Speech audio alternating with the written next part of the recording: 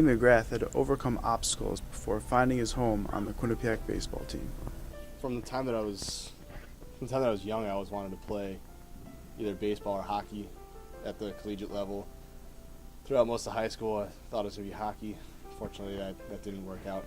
And I found this unique pitching style my senior year, and I just kind of went with it from there.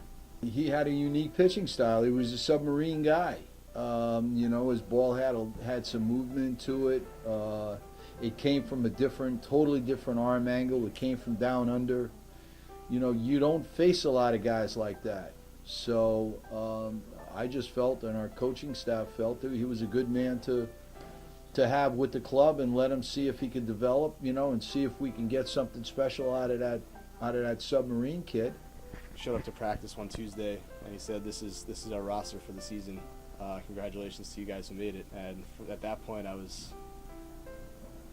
pretty relieved. Everything I'd been working for pretty much my whole life finally paid off. I was playing Division I baseball. Someone actually recognized the hard work, and that was nice to see. Although Danny made the team, he found himself on the bench more often than not, a place he was unfamiliar with. I was used to being used a lot, getting into games. My arm angle was something that would allow me to pitch multiple days in a row, and would be unique in the fact that I can come in and get a right-handed batter out. And I figured that would be something that would be helpful during the season.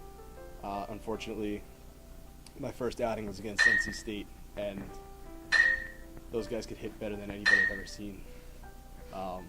I think we went down there, the top 6 batters in the order were batting over 400 by the time we got down there. So, I can make pitches exactly where I wanted them, even off the plate where I wanted them, and they'd still hit them hard.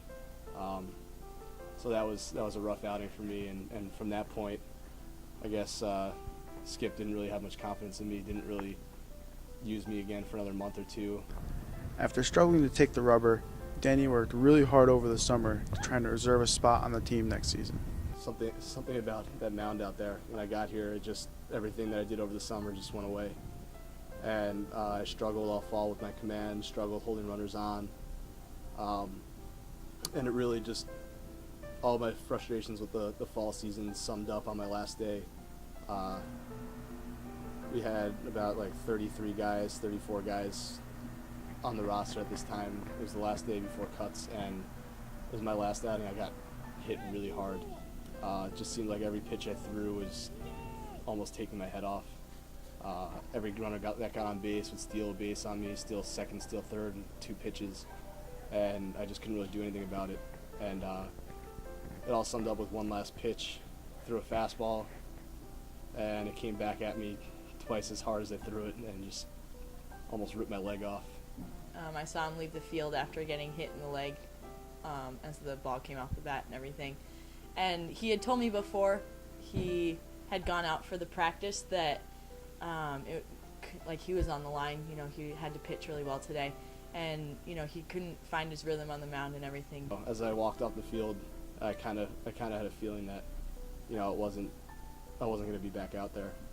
And next day, my name was on the cut list. He came back to school. We sat, we talked. We had a good man-to-man conversation, a good eyeball to eyeball, and we had a good conversation. Went up to Skip's office, and he said, we have this many guys in camp. We have this many pitchers. We can only carry this many pitchers, and unfortunately, we're gonna have to let you go. However, he did say in that meeting, we liked having you around. You're a good kid. We know you worked hard. We know you'll continue to work hard.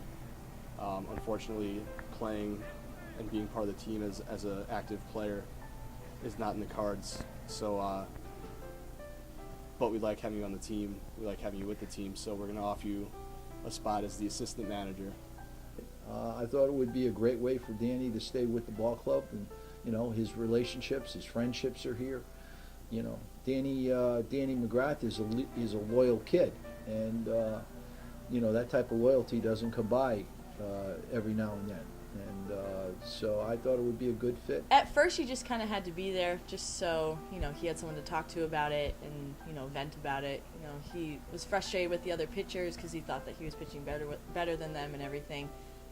But after Skip had brought up that, he could take the manager position, that seemed like the best way for him to go because he still wanted to be around the team and he still liked the guys on the team and he made a connection with all of them. I was pretty upset at the time. I didn't want to rush any decisions, so I took a day or two to come back to Skip. And in that day or two, I was just sitting around. 3 o'clock came, sitting in my room. And I was just so bored. I just didn't have anything to do. It was practice time. I should be out doing something with the team, and I wasn't. And I just needed to be there. It was something that I just had to do. I would have been driving myself crazy if I wasn't around the team. The support of his close friends and family made the decision to take the managerial position that much easier. Well, Jill was 100% behind me. My mom, my dad were 100% behind me. Even my extended family, aunts and uncles, they were all calling my parents, telling them that they were proud that I took it the way I did. I could have just shut down completely, but I didn't. I turned it into a positive. I turned it into something that I could build off of, something that I could potentially make a career out of. So everyone was proud of me of the way that I reacted. Teammates were. I expected to come back to a team of guys that were kind of like not really sure how to react to me not being a player anymore. But it was as if I never left. He handles the day-to-day, every single day of all of our equipment, all of our uniforms, bats, helmets, baseballs, pitching machines. He's got to make sure everything is counted and addressed. He's got to make sure all the machines are out. He's got to make sure they get out and get back properly, and everything is set up for practice. His duties start at probably 1:30 in the afternoon, and they don't close out until probably 6:30 at night. Skip says it a lot. It's a thankless job, but being around baseball is worth it.